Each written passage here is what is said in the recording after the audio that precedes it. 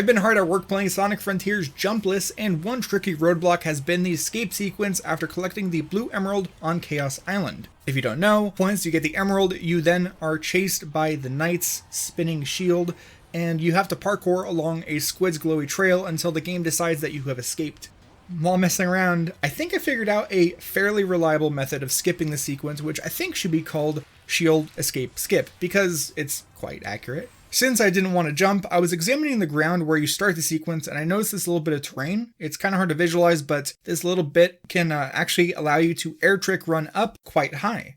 During the sequence, the camera is locked, which makes it a little annoying because you can't really see what's happening, but it still works. I found it fairly reliable. I got it quite a few times over the course of 20 to 30 minutes, because whenever you die, you respawn right there, and you don't lose any rings, so it's easy to try over and over again. You just sort of walk until Sonic is visibly tilted, and then boost, and you're holding analog stick, say southeast. When you get launched up, you want to then boost towards the squid, so away from the spinning shield, and either fall or dodge left or right, away from the 2D section trigger. Even if you're really high in the air, you can still get hit by the spinning shield, so if you wait for a few moments outside of its range, it'll despawn, and then you're free to do whatever. So you could just sit around like I did initially, or launch yourself back onto the squid's tail to get it going on its predetermined path. You could try to then follow and stay on it, as you would have full range of motion, but the camera is still in 2D, and it goes really fast, so it's pretty hard to control, and that's probably not a good idea.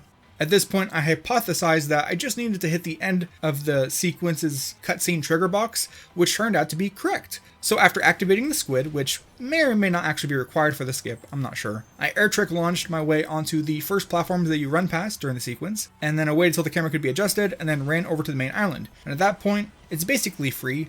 Just don't run into lava like I did. Dying or falling at any point in the sequence, even if you're on a totally different island, will take you back to the very start of the sequence with the spinning shield bearing down on you. I ran along the main island, and once getting around to this spot, the cutscene triggered, because I guess the trigger box is just gigantic, and I did it! I successfully skipped the shield escape sequence jumpless.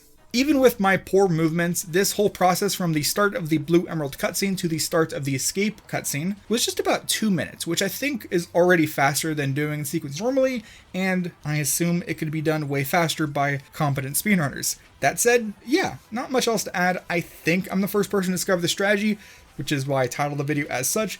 If not, I at least figured it out on my own, which is nice. If there are any clarifications or additional info to be shared, I'll post it as a pinned comment. That said, that's about it. Thanks for watching. Bye-bye.